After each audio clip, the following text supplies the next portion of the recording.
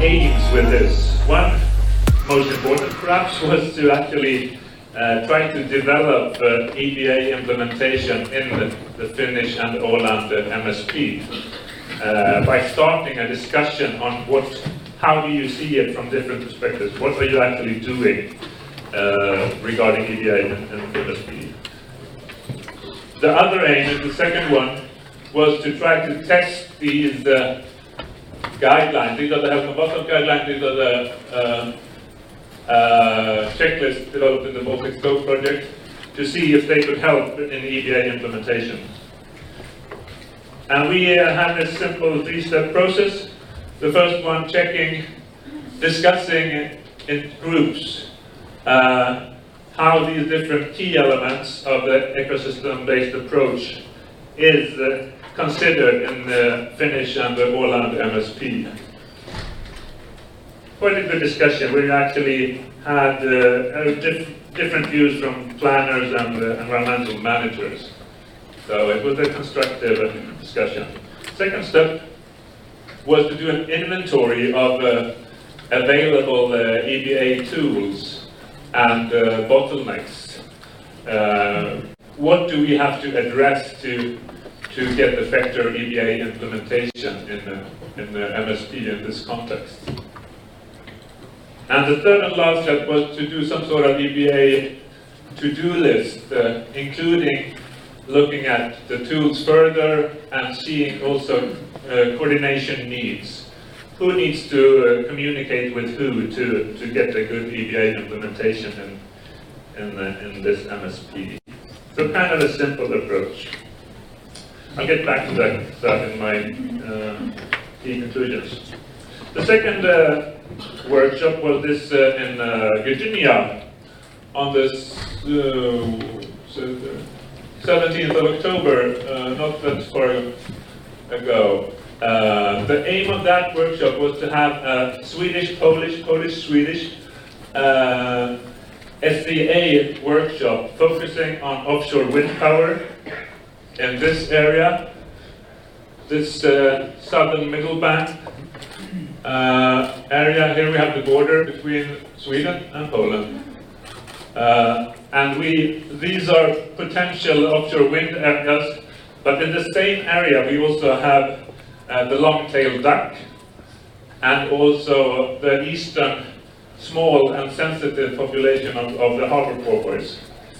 So we invited two environmental experts, one on birds and one on harbor porpoise, and we had this discussion to try to identify the common knowledge. What do we actually know about these species in this area?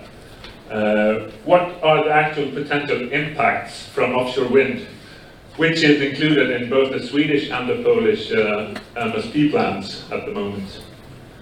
Which are the options for actually mitigating the negative effects? And what of those can we handle at the planning stage, and what do we actually push to a later licensing stage? And we ended up in a discussion on the need for more knowledge.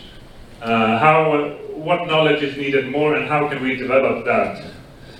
So the idea of this workshop was to feed into the both national MSP and SCA processors, which are dealt with at the national level. So we meet at the transnational level and feed it to national processors.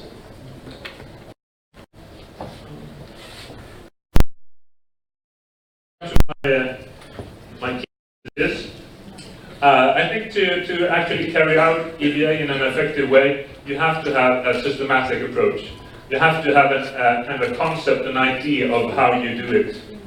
And I think to use a checklist or something giving an EBA framework is a good tool to do that.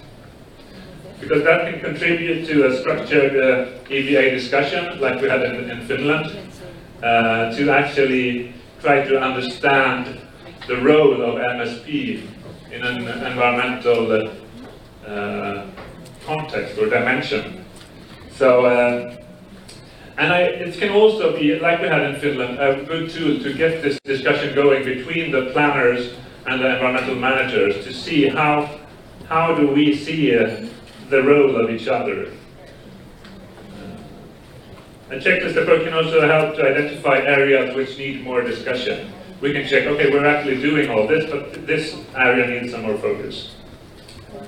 Regarding the SCA workshop with Poland, I think that the conclusion is that true EBA in MSP, in many cases, is transnational.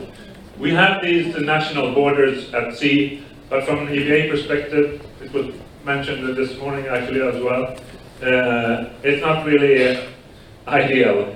So we have to think beyond the borders and think about cumulative cross-border impact assessments in the future.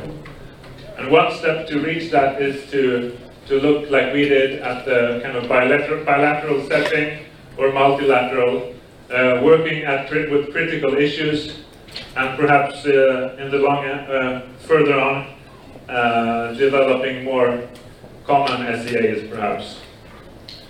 My last point is about the challenge of environment versus environment, which we deal with in this case, with offshore wind, renewable energy, being in conflict with the marine environment like birds or harbor porpoise, which is a real challenge from an EBA perspective.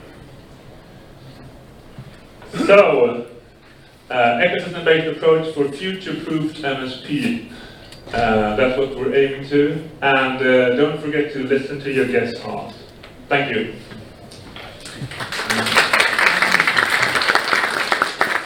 And now we quickly move on to Aron Westholm, presenting the work you carried out as part of the Baltic Scope project. And Aron, I think perhaps either way did you say a few words about your position at the Gothenburg University in your work? Yeah. Please. Hello. So yes, my name is Åland Westholm. I'm from the University of Gothenburg. I'm a PhD candidate in law, in ocean governance law. So I'll be talking about the scientific understanding of the ecosystem approach. So not at all the how, only maybe the what, or problems with the what. But the reason why I'm here talking today is that me and my supervisor, Professor David Langley, we wrote a report within the Pan-Baltic Scope project, a synthesis report on the sort of scientific definitions and discussions on the ecosystem approach. What are the main characteristics that are brought forward in the sciences, and with a focus on the Baltic Sea and marine spatial planning.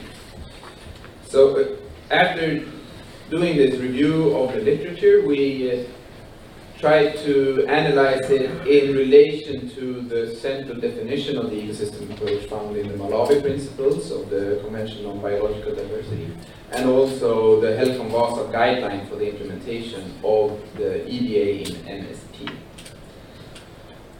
So I had in mind that I would have a longer presentation, or I didn't really count on how much time I had, so I'm not going to follow this structure as it's way too long. But I'll say something short about the methods we used and the structure, but then I'll focus on the sort of material, the interesting parts, not the boring parts.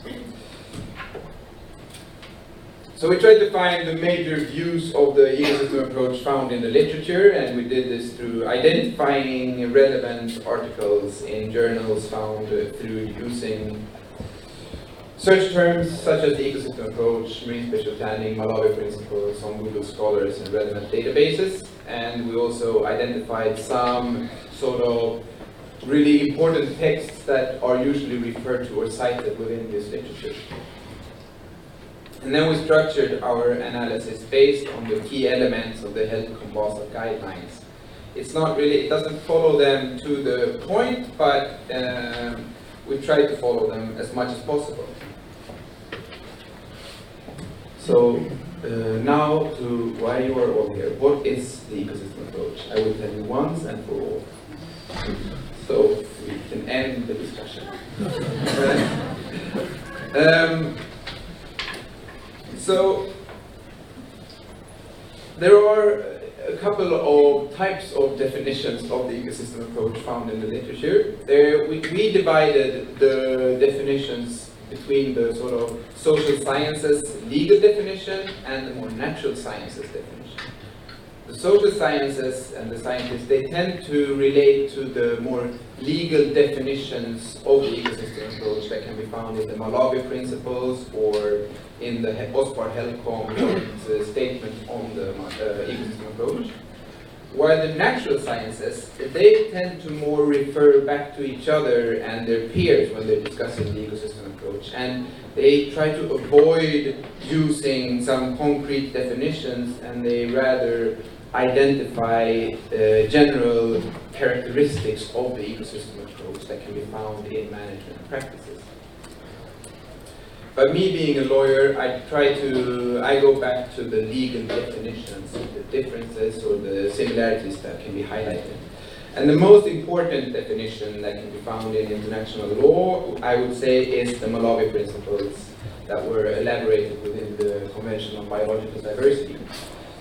Here it is stated that the ecosystem approach is a strategy for the integrated management of land, water and living resources that promotes conservation and sustainable use in an equitable way. And we highlighted here the equitable way as it sort of highlights the social dimension of the ecosystem approach. That it's not only about the ecosystem, but it's also about viewing humans as an integral part of the ecosystems. While the Ospar-Helcom definition is more focused on the environment, I would say, it discusses the human activities to be sort of limited within the confines of what the environment can bear, and also ecosystem services. And again, I'm from the science side, so this may be of very little relevance, I realize, when coming down to practice, if the definition of the ecosystem approach includes equitable way or not when you try to apply it in practice. But I think there are some differences in these understandings that I think can be important. And in addition to these more formal definitions, there are a lot of informal definitions floating around out there, such as the ecosystem management, ecosystem-based management, ecosystem approach, ecosystem-based approach to management, ecosystem-based fisheries management. Judging trade-offs between different objectives or interests. But on the other hand, having a quite vague definition of the approach makes it agreeable. So we can all agree on this sort of overarching idea of the ecosystem approach, and also it's supposed to be implemented in all these varieties of contexts. So maybe one very extremely concrete definition of the approach wouldn't be useful in many of these contexts. So rather it's positive that it's a bit vague in that sense. So now I'm going to move on to the key principles, or at least some of the elements that are important within the ecosystem approach. And the first one here is access to and use of best available knowledge and practice. There are a number of aspects to this. The first one is uncertainty. We all know that uncertainty is inherent in marine management or ecosystem management. And this needs to be recognized rather than sort of hidden. Uncertainty isn't something that can be solved, I believe, and much of the research believes at least. Rather, it needs to be recognized and highlighted. We need to be explicit when we know something and what we can know, and when we do not know things, we need to be explicit about that as well. And also, there's the need to acknowledge different types of knowledge. It's easy to include knowledge that is sort of hard data, where there's hard scientific data. But social knowledge is promoted frequently as equally important, while being less tangible. But we need to understand and include the human dimension of the ecosystems.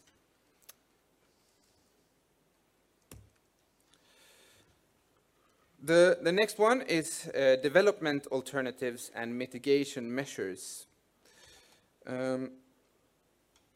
Ecosystem management is frequently talked about in terms of hard or soft sustainability. where hard or strong sustainability puts the functioning of the ecosystem as a prerequisite for social and economic interests. And I would say that most of the influential legal definition reflects this kind of strong or hard sustainability. However, what the the aim is to reach a desirable state of the ecosystem. And but what is a desirable state is up to human. It's a human or social choice, a societal choice, and that we need to be explicit about that. I'm going to rush a bit. Jan is hinting. Identification of ecosystem services is important, but there also needs to be some caution in when we try to identify ecosystem services, as they are they can be valued differently between different social groups, and having too much focus on the ecosystem services may make us lose sight of the more intrinsic value of the nature or the ecosystems or the environment. We need to consider humans as a part of the ecosystems. And here, the Baltic Sea would be a clear example that what happens in the ecosystem affects the human systems as well, with the eutrophication of the Baltic Sea and the decline in interesting fish stocks that has real impact for economic activities as well. We need to develop principles and processes for participation and communication. We all know that participation is a really important part of MSP and ecosystem management, but we need these participation processes to be functional and practical. I mean, they both need to be feasible, but also inclusive. We need to include all types of stakeholders and understand that different stakeholders require different types of languages to be included, while at the same time not including too many to make the processes too crowded, because that will also make the decision-making process more difficult. So there are a number of pitfalls in the participation processes, but they need to be considered. Subsidiarity is one of the aspects of the ecosystem approach that is also present in most of the definitions. In the Malawi principles, it is stated that management should be performed at the lowest appropriate level. But what is appropriate is also really difficult to define. There might not be a best level. Rather, there needs to be integration between all of the levels within ecosystem management, and this needs to be understood. And here, the land-sea interaction is also one key factor in the subsidiarity, or what ecosystem we are trying to manage or plan. Finally, now, the flexibility and adaptability in planning. We know that knowledge is important, but we also know that knowledge changes all the time. So this needs to be included in the planning process. That we need to include new knowledge, social knowledge, hard knowledge, and also that there are many different timescales active within ecosystem processes, and we need to see this and consider it in planning. And so there needs to be other processes than the more formal revision processes. And then Nico was talking about the 10-year revisions. Most countries have different timescales for their revisions, but there needs to be other processes as well during these periods to include and incorporate new knowledge within the planning. Thank you. Now you know exactly what the ecosystem approach is. Thank you, Aron. We got a quite bad start, so we will proceed immediately with the next presentation, which is Susanna Altvater, giving us some insights in this new MSP EBA handbook, which actually exists in printed copies, which are available where? Outside. Somewhere outside. Okay. Thank you, Jan. Okay, so now let's dive a bit into the practical application of the EBA, and therefore this handbook was written. It's also part of the Pan-Baltic Scope project, and it was supported by the German MSP authority, the BSH. I'm from SPRO, and we are working on a lot of MSP aspects and planning aspects, and also doing real planning. Therefore, we can mingle some experiences.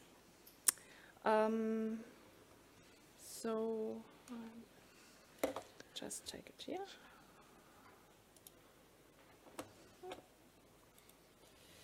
So the EBA handbook is really aiming to support the daily work of a planner, and to do this in a transboundary context, because this becomes more and more important, that the planner not only takes its own country into account, but also thinks of the other countries limiting his territory. So the handbook is focusing on the southwestern Baltic Sea, with the 4 countries of Sweden, Poland, Germany, and Denmark. However, it can be easily transferred to other sea basins and regions. The area is interesting because we have territorial waters, we have exclusive economic zones, we have even boundary disputes, we have a heavy pressure on the environment related to shipping, fishing, etc. Apart from addressing the real implementation of the ecosystem-based approach, this handbook is also an idea to compare different national strategic environmental assessments and approaches to the Marine Strategy Framework Directive on a national basis, because for a planner, it's also important to know the terminology of the neighboring country related to their SEA processes. And the SEA itself is seen as one of the main tools to really implement EBA. However, it might be not sufficient to really focus on the SEA, the Strategic Environmental Assessment. I will come to this later. So this is therefore a kind of support also in terminology. It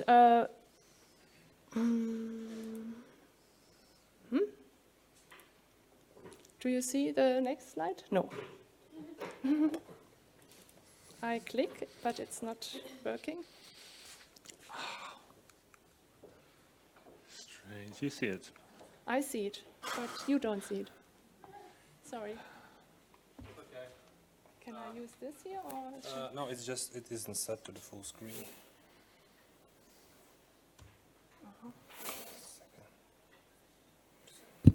So I can continue, because the idea was to take the EBA principles as outlined in the presentation before, mainly focusing on the Malawi principles and, of course, the HELCOM guidelines as the core basis for the selection of EBA principles, and to take these and to link them to the maritime spatial planning stages, and then also to the requirements outlined in the directive.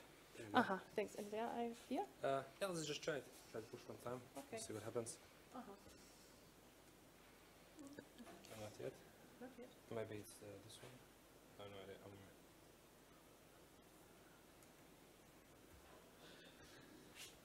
right. Okay, it definitely works with this. Yeah. Okay. So let's just do this. Sorry for this technical interaction.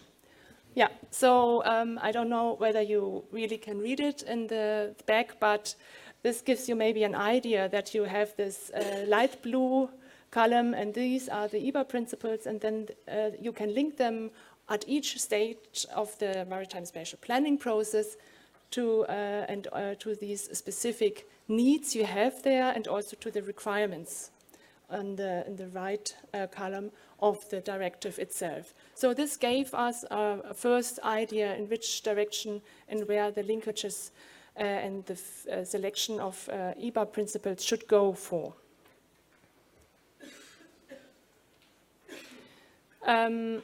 So as said already, both the Marine Spatial Strategy Framework Directive as well as the strategic environmental assessments can contribute tremendously to the implementation of the EBA in a national context. And of course, it's used already in that way. However, we have a high variety of administrative and other governance issues when implementing it on a national basis.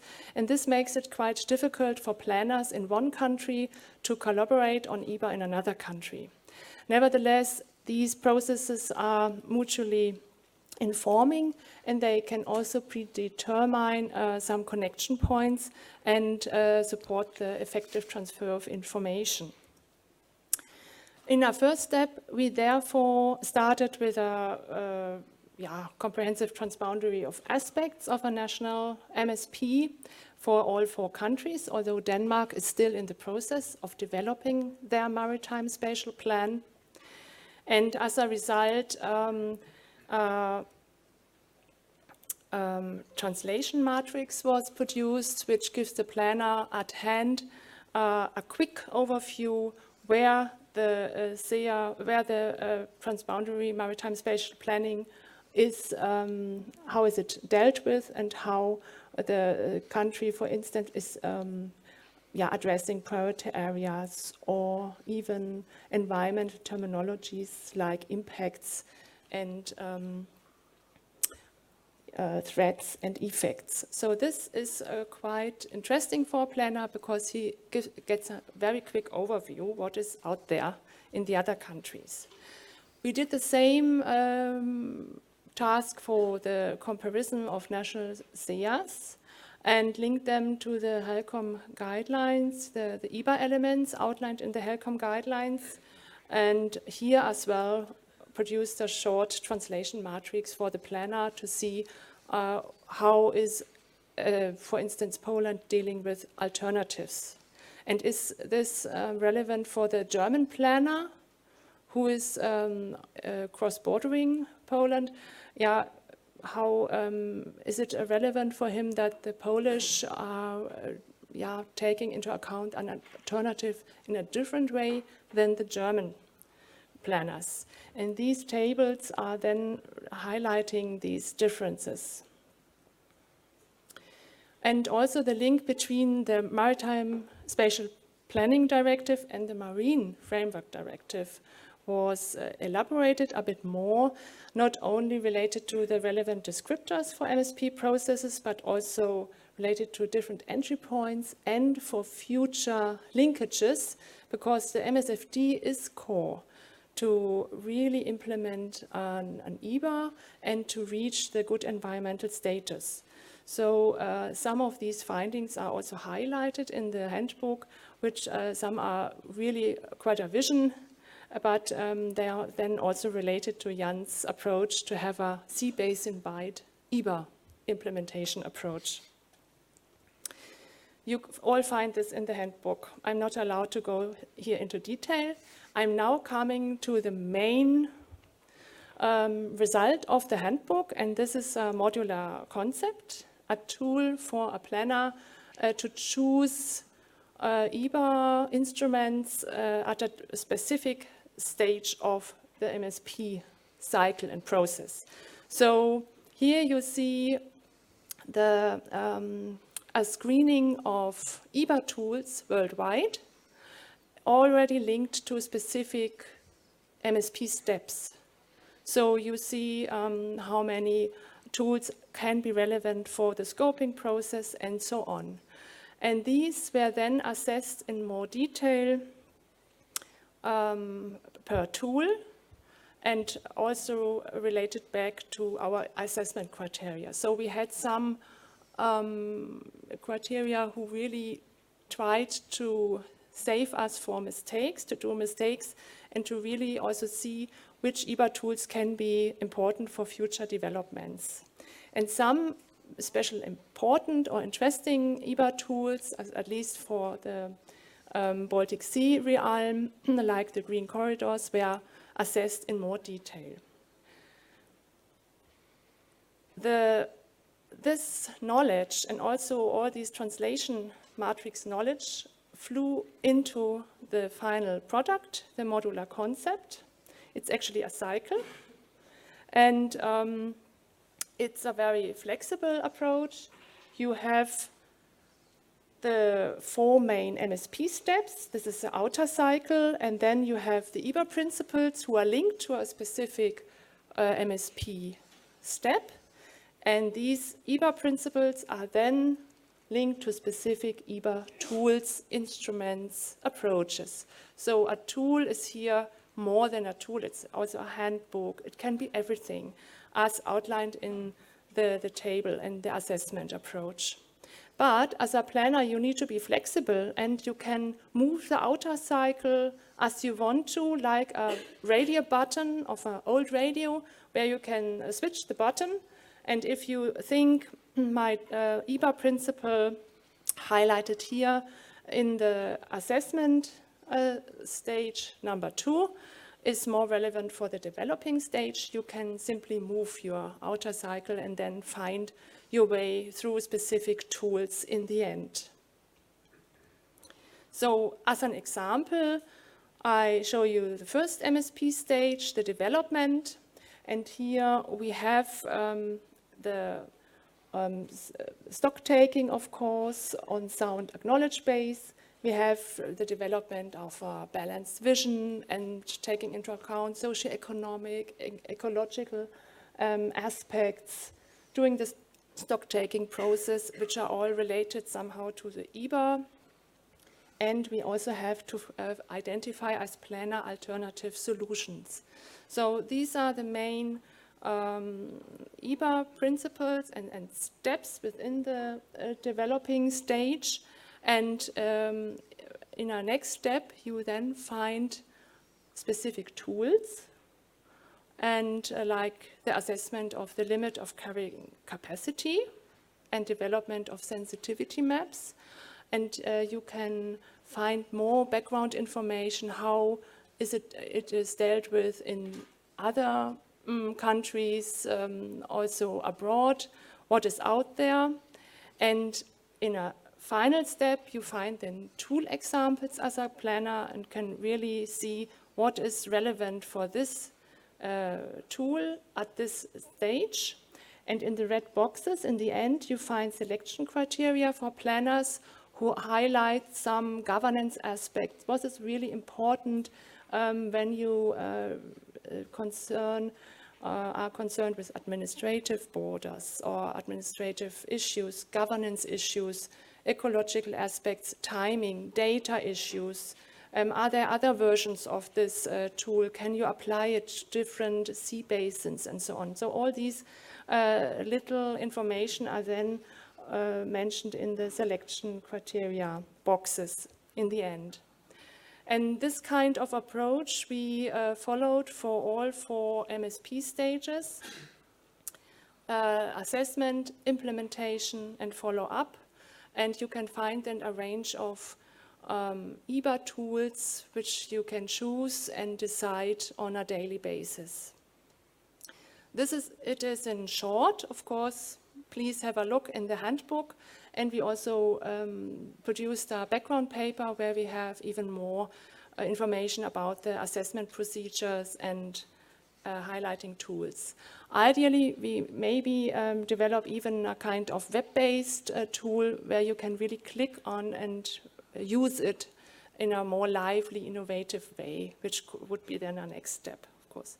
So the key messages from my side is that we really need easy-to-handle approaches and translation matrices across the boundaries to support a planner in its daily work life, and that we have these approaches then for bilateral cooperation, ideally also multilateral or even sea-based invite. This would be a vision and would support the effective cooperation on cumulative assessments like the SEA.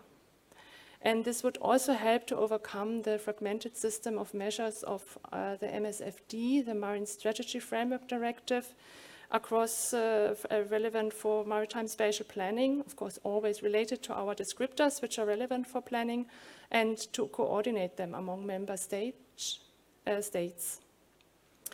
And we need really the practical application now, not so much the theoretical development of the tools, but we really have to apply it now and to exchange our knowledge between all of us.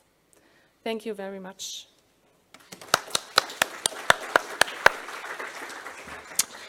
Thank you very much, Susanne. I was a bit quick with the introduction. I forgot to say that you're a lawyer with a diploma in landscape management, working at SPRO in Berlin, doing a lot of work in MSP, and you've been deeply involved in this handbook work. Now we move on to Juha Oksanen, and now my computer got totally blank. But you'll tell us more about the Baltic Explorer and how that can be useful for MSP in a participatory approach. So we're kind of moving from the more abstract to the concrete via the handbook, ending up in the Bay of Biscay. Okay, please, Juha. Thank you. So let's see if the system works. It's up and running. So my name is Juha Oksanen. I'm the head of Department of Geoinformatics and Cartography in the Finnish Geospatial Research Institute in the National Land Survey of Finland. And basically our group is a small expert group containing people, experts in SDI services, geodata science, and also spatial cognition and interaction. And I'm here talking about the Baltic Explorer. That's the collaborative web map tool for MSP. So going straight in the point, I won't hide the main message. What is Baltic Explorer? I will start by defining what was the artifact, what was the system that we have created in a Bonus Basmati project. So we have created a web-based interoperable map application to manage spatial data, but mostly to facilitate the stakeholder discussion and engagement in collaborative maritime spatial planning. So that the whole point was to develop a tool that somehow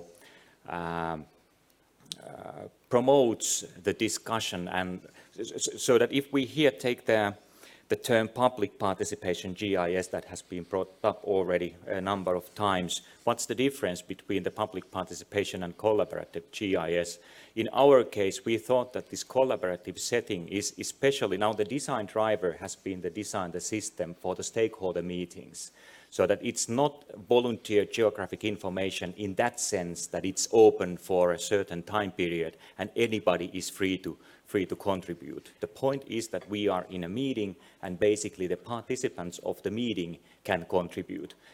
In technical sense, of course, anybody can contribute, but that's actually our next scenario, what we will test in the project, in case we will have time.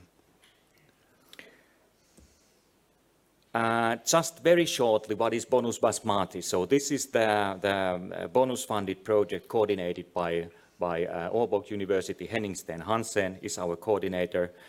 It is quite a big project, partly focusing on governance issues, partly for ecosystem services and pressures in a data perspective, partly for the impact assessment framework, and then we have 3 different case studies. And basically the glue between all this work has been, or the purpose has been, that the Baltic Explorer somehow is the thing that is underneath, and somehow the enabling system where we can get the better input and better discussion in the stakeholder meetings. What has been our goals? So that very quickly we realized, so that we are the people, strong background in geoinformatics and cartography, and not that much in the maritime spatial planning. And once we started to look the literature and try to figure out what's the current state of the tools in the field at the moment, we realized that there is huge amount of stuff going on, and it's very difficult to sort of find a room where you can even try to be innovative. because there is basically too much going on at the same time. But then we realized that actually this collaborative setting is one of the things that hasn't been done that much. Of course, we are also highly interested in high-performance geocomputing and very efficient spatial analysis, and actually in our future prospects we are planning how to sort of merge this collaborative setting with very efficient and very rapid spatial analysis. But the questions that we have set to ourselves has been that what types of tools has been needed, and why there are so many GIS tools in the field that has more or less failed. So, and some answers I will provide later. And then, of course, we are also, because we have this spatial interaction group in the department, we are interested how the system should be set up in the sense that we take into account the skills and knowledge level of the potential users, so that we are highly aware that in the stakeholder meetings there are no GIS experts, or there might be some, but most of the audience is not.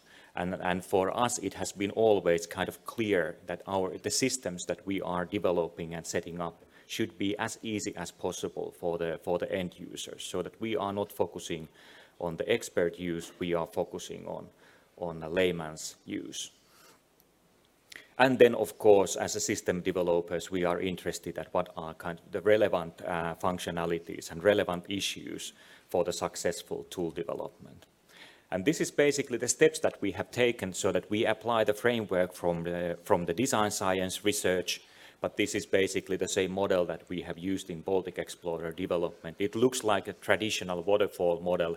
Actually, in reality, of course, we also have the feedback and sort of these loop arrows, so that sometimes we have to go back in the development phases, and sometimes there is more steady progress. But after all, also here the whole point is that it has been done in a very agile manner, so that in the beginning of the project there was many different mock-ups, many different prototypes that has been tested with the project partners, but also with the stakeholders. We have asked their opinions that does this make sense? And then somehow the artifact or the program that you see at the moment is a kind of an evolution of a quite long process, 2.5 years now and 1.5 year left. So the limitations we identified in common GIS tools in MSP this far has been that most of them are aimed at single user at a time. Of course, there are scenarios where this way of using software is just fine, but it didn't fit our purpose. Systems are complex and functionalities are difficult to understand. And then the most of all, so the thinking about the common analytical tools is that there is a lack of transparency. It's very difficult in the meetings to understand that what's really behind some cumulative impact assessment tool or whatever other tool. So that's the reason why we have that's one of our underlying design principles, that we want to improve the transparency. Then, of course, there has been some usability issues, lack of flexibility in terms of data interoperability. One quite critical thing has been the very expensive licenses. So that this is, of course, an interesting business area, and there are even global business actors who want to make money out of this. But some of those want even that much amount of money that for some actors it becomes really a problem to be able to pay the license fees. So that our philosophy has been that we fully utilize the open source software, and actually our program will be also delivered as open source after the project has ended. And there are still also sometimes very strict hardware requirements. But then what came up? So where we are now, you can even try it yourself, that there is the Baltic Explorer.eu website open, and what you find from there is this collaborative web map tool for maritime spatial planning. Actually, I even had a demo about this yesterday evening. There was lots of good discussion besides the bonus basmati stand. Also, one of our design drivers has been that it has to be a cross-platform thing, so that we are not stick to the desktop computers anymore. Actually, our main point was that because we were keen to have the stakeholder meeting setting as the use case, then basically the whole user interface is designed to be used with the big touch screens. But then also the point is that when you are in the stakeholder meeting, you can basically use also your own mobile phone or whatever device for using the same system. So that this is actually the basis for the collaboration. There are workspaces that you can by workspaces you can isolate the discussion. You can create a workspace for a certain stakeholder meeting, even specific questions inside the stakeholder meeting, and that's the way you can manage what is happening in the discussion. And you can collect the data from the audience, but get the structure in the sense that everything don't get mixed. There are now, just as a kind of a demo purpose, the view overlays of different data sources. It supports HELCOM, Haavovatten data sets or open web access, these web APIs, but then also you can add your own data. And then the functionality that we have at the moment, the underlining thing is that now we are able to draw these features and edit them in collaboration. So that's the means for how we collect the data. And maybe this video just in the best way highlights the philosophy, because then you can see how the Baltic Explorer looks when it is really in action. Of course, this is not the real action. This is the downstairs of the FGI, where our developers are showing. So that the point is that there is the facilitator using this big screen, but then audience can use tablets, desktop, mobile phones, whatever devices they want to use. And then basically everybody can contribute in adding features to the workspace, and also everybody is capable of editing features depending on the user permissions set in the administration interface. Here you see the easy access interface for different overlay datasets and everything designed so that we wanted to break how the common GIS looks. We didn't want this to look like a QGIS or ArcMap. We wanted to do something for a touchscreen environment. And here is the main point. So collaboration and in the beginning, in this phase, in the stakeholder meeting, maybe in the future, also in other settings. What have we heard from the audience or users until now? So that in general, the feedback has been very positive, so that this collaborativeness has been seen very interesting feature. But then also it's been a surprise for us that these visual overlays has been seen as the key feature.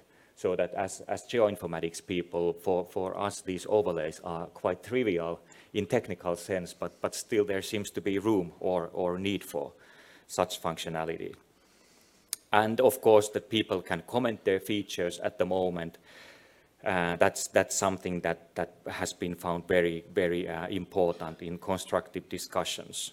And there are also some findings related to use of different devices, so that now it seems that these personal devices are best for elaboration of your own thinking and your ideas.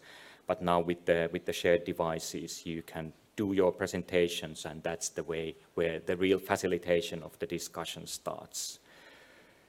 So how we will continue? We will completely focus on the case studies. We have only 6 months left. We will hopefully implement some kind of chat box in the system, even further elaborate or further facilitate the discussion.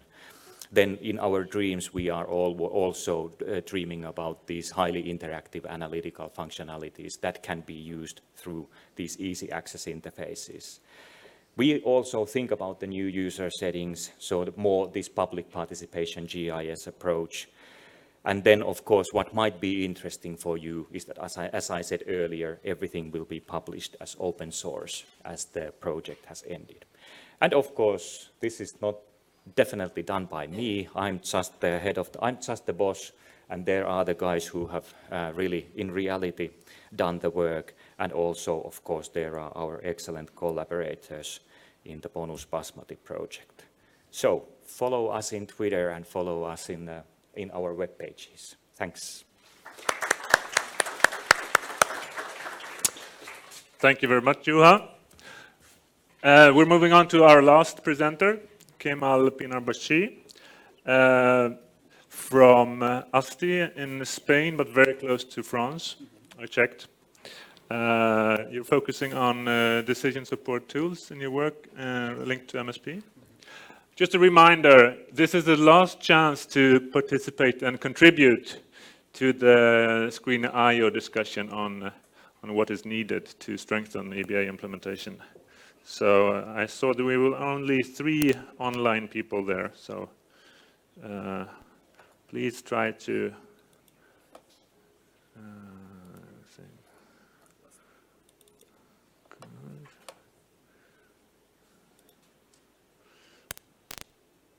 so please come on. Yes. Yeah. Let's see. No. Please. Hello, everyone, and welcome to this beautiful and energetic session. And I will be the last presenter. Hopefully, I will keep this energy up. So today, I'm going to talk about ecosystem-based approach in maritime spatial planning in transboundary areas of Bay of Biscay. In this work, me, Kemal Pinarbashi, and my colleagues, my supervisors, Ibongal Parsor and Angel Borja, and some colleagues from French Biodiversity Institute, we work together. So I would like to start my presentation with a bit of imagination. Let's say that we are going to the same summer holiday place every year, and one year when we arrive at our beach, we see a huge wind turbine in the middle, and I think we wouldn't like it, but some whales are exactly living this situation in their life with their families. So I think the importance of ecosystem approach is there, that we shouldn't forget these ecosystem components and help them. So who are we helping them? Maritime Spatial Planning and Marine Strategy Framework Directive, 2 important directives of EU, an MSP and MSFD. So MSP is aiming sustainable growth, and MSFD is looking for good environmental status in EU waters up to 2020. My colleagues explained definitions of EBA and all these directives, and probably everybody is familiar with this. And ecosystem-based maritime spatial planning, for me, the concept which is connecting these 2 issues and considering environment and all these ecosystem components in maritime spatial planning processes. So ecosystem-based approach has 3 phases. The first one is visioning, second one is planning, and the last one is implementation, according to Tunde Agardi. And today I will talk about the visioning phase, which is including knowing the area, knowing your target geographic area and the features and economic, environmental, and social issues going on. So our objective in this work is to identify the key issues and challenges and to raise some recommendations for achieving socioeconomic and environmental objectives based on a vision that now I will hopefully explain. So first of all, I'm taking you to north of Spain, a bit far from here, not in Baltic. We are 2 countries in Bay of Biscay. In the southern part, you will see the Spain, and the north, France. And the area is 175,000 kilometers square. And in the bay, we have 4,800 meter average depth. There are several activities. Traditionally, fishery and the shipping are the main ones, but also dredging, aquaculture facilities, and new renewable energy projects are going on in the area. So I would like to come up with some nice maps to explain better the area. Oops. Yeah. So here you can see the management units. Both countries have started the management of the area by MSFD sub-regions. So here you can see the North Atlantic region of Spain and the 2 different management units of France. So here what can I say about our geographical features, that the Spain have a really narrow continental shelf. So many activities such as fishery has really limited space to realize the activity. Meanwhile, in France, you can see the depth is getting higher in larger distances. So we are checking what they are doing, what they are analyzing in the area, what they are working on, this MSP and MSFD perspective. And in this work, we are checking the other activities, what's happening in the area. This is from the MODNet data, the vessel density in the area. And you can see, again, this blue area, which is the Spanish fishermen, is also using the French area to fish. And you can see that the most of the activity is based on the coastal areas due to the geographical conditions. We are also checking the Natura 2000 areas and the protected areas in the Bay of Biscay. And you may see one example that in the border of France and Spain, there's a big protected area by France. But when we check the Spanish side, we don't see the continuous of this protected area. So since the ocean doesn't have any border, so I think we should analyze these things and work on it. So our methodology was to identify the economic, environmental, and social settings, checking the MSFD program of measures to see what they are doing to countries, and checking their strategic objectives and the future conditions, and identify these issues that I mentioned in the beginning. So when we check the economy of both countries, we are seeing that the employment rates are decreasing year by year in many maritime activities, while the turnover from these activities are increasing. And I can show maybe the technology, increasing technology for this issue. It's an ongoing work. Now we are working with national data, national economy data, but we will focus on the regional data, hopefully. When we check the program of measures and the descriptors from MSFD, what is the focus of these two countries? We saw that similarity between France and Spain. They both focused on biodiversity, food webs, and seafloor integrity, mainly on their measures taken in Bay of Biscay. So I feel that for transboundary ecosystem-based maritime spatial planning and the visioning phase of it, seeing the focus points of two countries are so important. Then we focus these measures by classifying them and to see the main issues, what are they tackling. We see that when we focus to the measures, there are some differences in the points that are mainly tackling and in the points that are not tackling a lot in the measures. So you can see here that in construction, sediment, there are less measures in France. Also in Spain, there are less measures about energy inputs, hydrological processes, or wastewater treatment. So finally, we checked the strategic objectives of the countries. This is a French example here from our work, that on the left side, you will see the environmental objectives, and on the right side, you will see the socio-economic objectives. So in the environmental objectives, you can see that the food webs, commercial species, are taking the main importance in the objective number. But in the same time, when we see the impact of socio-economic objectives, the expected impact of these economic objectives, we see that contamination, hydro conditions, and waste is expected by the country authorities. So I think countries should analyze their objectives from an environmental perspective and an economic perspective together. So to finalize, what issues or recommendations we come up with is that we saw a big space conflict caused by the limited space in the continental shelf. We know that there are developments of offshore wind projects in the north of the bay, which will affect the environment. The France is taking these measures, and hopefully soon in Spain will take some projects related with offshore energy projects. There are environmental threats, so we recommend joint risk assessment in the area. So since it's like a one management unit, there's an increasing concern as the marine litter in the Bay of Biscay, because of the shape of the bay, actually many litter is getting collected in some specific areas. Management measures and strategic objectives should be checked and analyzed to give better decisions for the future. Emerging human activities and decreasing employment should be taken as a concern. And finally, transboundary governance and need for process leaders like HELCOM, like VASAB. I think in our area we should do more forums, more collaboration, and some leaders should push forward this idea. So a common understanding of the ecosystem and management practices is the initial step of the ecosystem-based maritime spatial planning. We should work together and collaboratively. So thank you very much for listening. Thank you very much, Kemal. So now we move into the discussion part, which actually should lead to some smart conclusions and key messages for the rest of the MSP forum. And I think we have a few questions I think we could start with.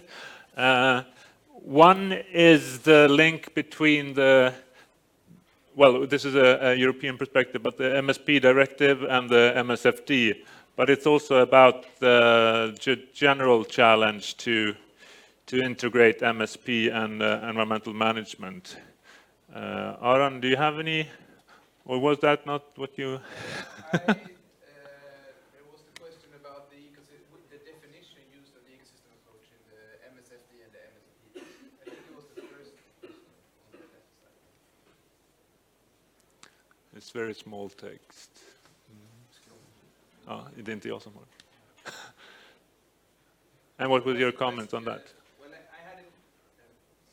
I had a comment on, there was a question about that the CBD definition of the ecosystem approach and the HELCOM OSPAR definition of the approach are not the ones that are used, as I understood the question, are not the ones that are used in the MSFD and the MSPD, that we should be focusing on the MSPD and the MSFD definitions, if I understood the question correctly. But I just wanted to say that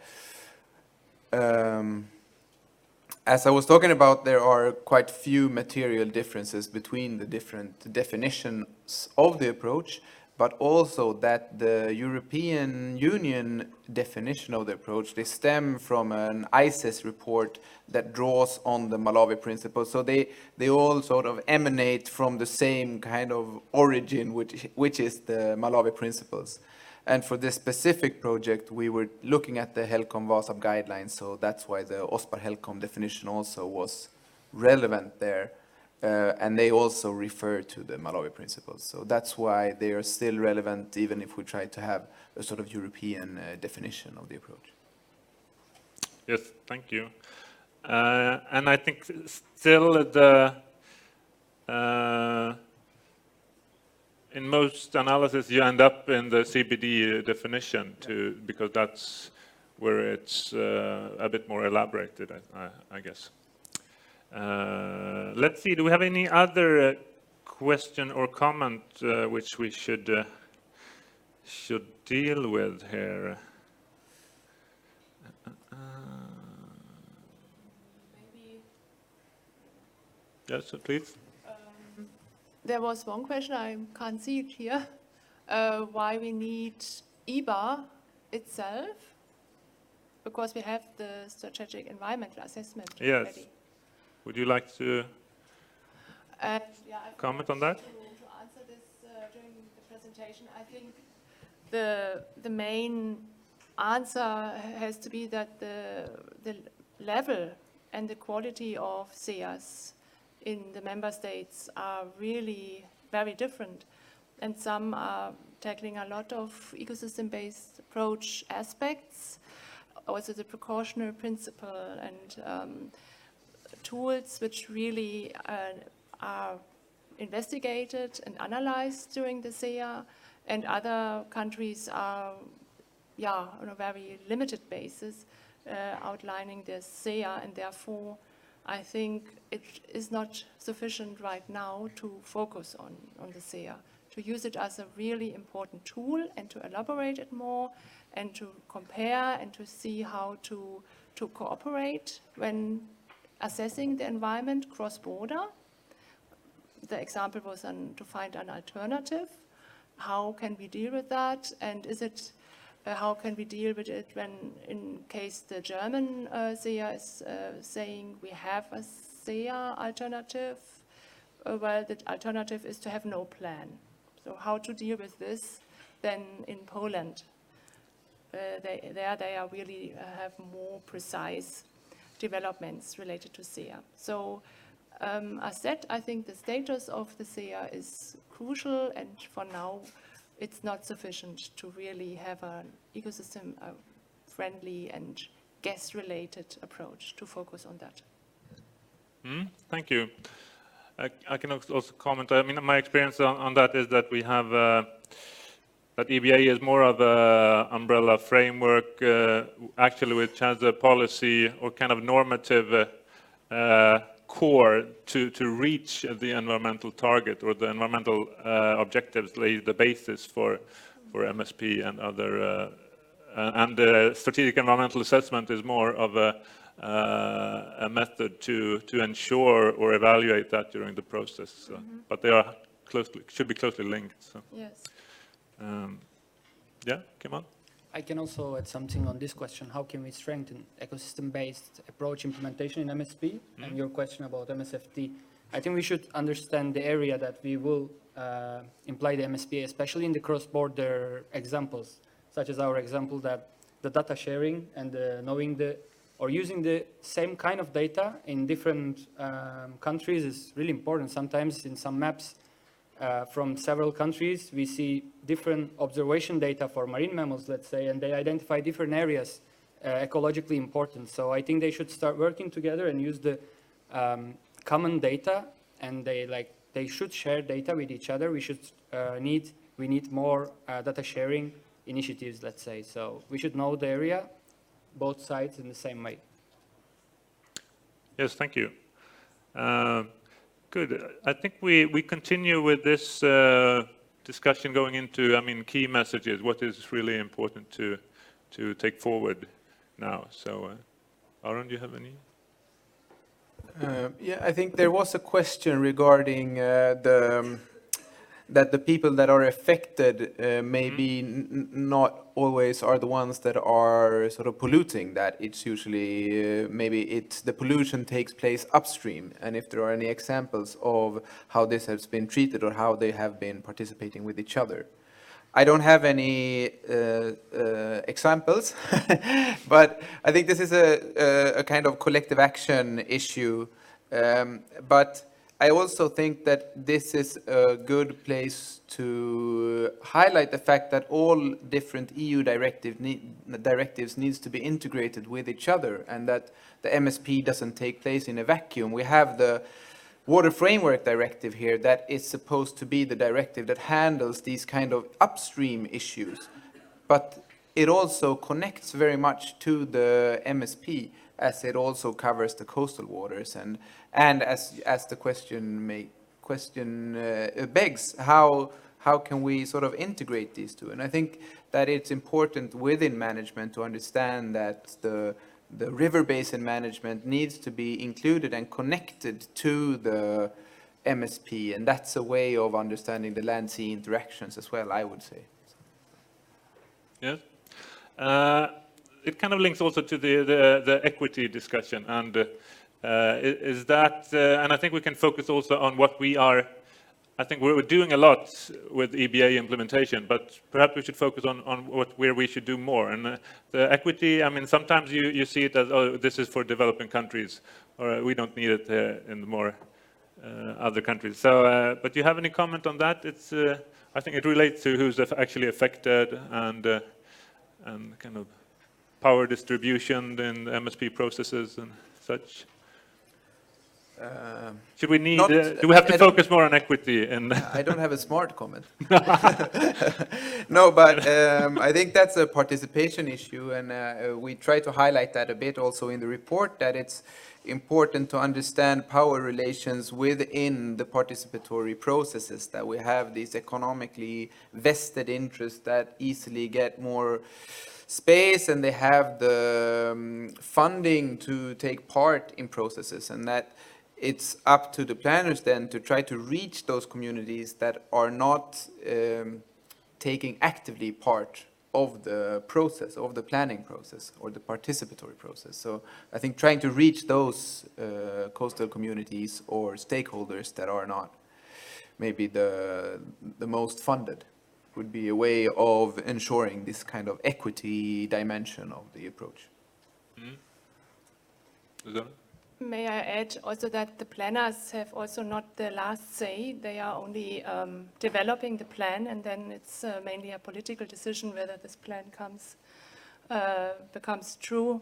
And yeah, to take a recent example, I worked in the Red Sea in Israel and Jordan, and the planners there try to really keep the coral reef healthy, which is also climate resilient, which is a unique issue, and other huge infrastructure projects coming from Egypt and also Saudi Arabia are now threatening the health of this ecosystem, and how to deal with that. So as outlined in our presentations, I think one way is that the planners cooperate more, that they talk to each other, and this also happened in this area and supported then this equity aspect, that also some remote areas who were heavily or are heavily impacted by these new infrastructure projects due to tourism and so on,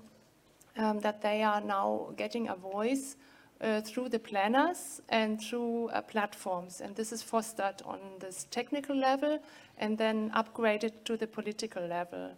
So maybe this is a way how it could work. Thank you. So developing a more participatory approaches. I was thinking, Juha, about the need for actual spatial tools. It's this seems to be happening quite a lot, but there is still, and sometimes you can't reduce planning to just using a tool, but you have to use it in a constructive way. Which development do you see with regard to tools and the use of them in MSP? Yeah, I think this is also a very good question because somehow it was even a surprise for us to see the variety of tools that there is already available, and then somehow to identify that what has been sort of the real fundamental, so that if there are some real fundamental problems, what they are and how they should be tackled. But still, I believe that for this kind of the simpleness of usage, so that there's going to be a room for plenty of tools, I would still believe, but somehow repeating the old concepts again and again and again is not the thing, but there should be some real innovations, I would say, are needed. And I could reply, I can see in the wall, maybe related to the presentation of mine, that in some years, there is an argument that in some years artificial intelligence will replace all MSP tools, reality or science fiction. Well, I think it is science fiction because at the moment we have so in general we have limited understanding what are the areas where artificial intelligence is acting the best. And there was good example in today's Helsingin Sanomat, the main newspapers in Finland, that there is an excellent article about the person who made a tool that colorizes the old 100 years black and white photographs, and that is based on the artificial intelligence, and that makes the system, so the manual work took days, but this artificial intelligence does it in 2 seconds. But this is kind of a very clearly defined problem, and I can see that in the MSP context there is quite a limited amount of very clearly defined problems.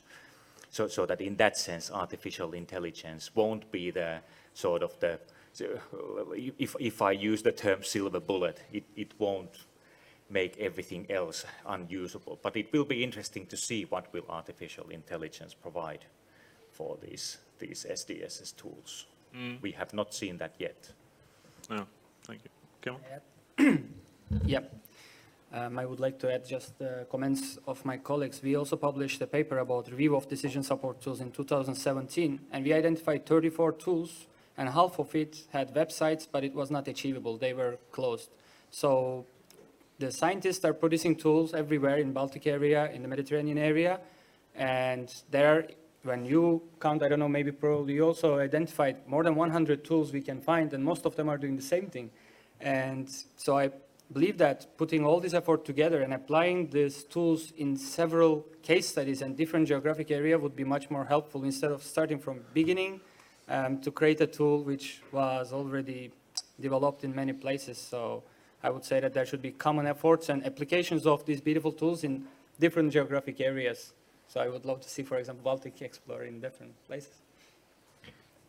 And may I still have one more comment, because I see that there is another question targeted directly for me, that what are our strategies to make this great tool, most likely meaning Baltic Explorer, visible to everybody? So that, as everybody knows, scientists are extremely bad in creating dissemination strategies, so that we have not thought about any specific strategy how to make the whole world use the system. But our plan is to talk about the system, come in the events like this and tell about the tool. There, of course, is a danger that when the project is over, what happens then? But hopefully, so that this decision to open the code as open source hopefully helps that the system could be alive even after the final funding has came to the FGI. I'm glad you're here, because I'm thinking also it's a general problem can be that there's some sort of a vacuum at worst between science and tool development on that side and actually practitioners or planners on the other side. We have to link up and to be aware of each other's work and roles, so to get a efficient system, not developing tools when there are tools and trying to use the available relevant tools. We had a comment also on the need for assessing more comprehensively the links between ecosystem and socioeconomic systems. Linking sea usage, pressure, state of the environment, ecosystem services, and human welfare. Yeah, that small thing. So, but that's also a conclusion of the Pan-Baltic Scope project, that we like expanding from only looking more at the environmental dimension, like you also explained, Aran, to encompassing the social and economic dimensions to get the whole picture, including ecosystem services or other links between nature and human welfare. Any comments on that? Is that a good idea? No nodding. Yes, silent agreement. Oh, yes, I think it's a good idea to include the social, the social aspects. Good. But sorry. but as I was saying also about concerning the ecosystem services, that I would advise some caution in how much they're weighed in the process. That because there are also different valuations of ecosystem services between different stakeholder groups. So if we want to include this social knowledge, we also need to include the understanding that ecosystem services can be valued as one thing or be ascribed one sort of value. But they're in the social dimensions of the ecosystem services, they can be valued differently. Yeah, maybe I can add a comment, but how we can value the ecosystem services or the importance of the environment. It's so hard topic that we were also working on ecosystem services and their assessment, and I saw several kind of assessment methods, and all of them are doing in a different way. Some of them are choosing natural capital, trying to quantify the value of the environment, but it's a hard process. So how would you think that we should do it? No, I don't think, I think that this is an important aspect, that the ecosystem services can be used as a tool to understand that nature has a value. But I wouldn't say that it can't be used as, it can't replace sort of these comprehensive tools, because it's not a comprehensive tool. It can give some information. That's how I would use, or I would discuss ecosystem services. I am reluctant to give them a too high, sort of put them on a pedestal or ascribe them a too high a value. Yeah, but however, it can give you a first picture of the pressures and indicates in which direction you could go when you plan. And in other regions, not in Europe, they are following the ecosystem approach several times, starting with assessing the ecosystem services and then developing a vision and a plan, and this also works quite well. And this is also a nice way to integrate EBA principles, of course. But here in Europe, we have, I think we are at the very beginning of having socioeconomic assessments within MSP. We have the Plan for Blue project, for instance, which is really assessing the gross product of the fishery sector in different areas and compares it with neighboring countries. So there have been some first approaches, but it's in the very beginning. But we should take it into account, of course, to consider society and the value MSP could be for the society, the impact of MSP for, let's say, also the hinterland. How is the hinterland impacted by offshore wind production? Who is producing offshore wind? In most cases, it's not the coastal area, it's somewhere in the hinterland, so they are taking the profit away. And these aspects also should be taken into account when doing socioeconomic assessments in an MSP. Okay, thank you. We're approaching lunch, and I'll just say a few comments before we end this session.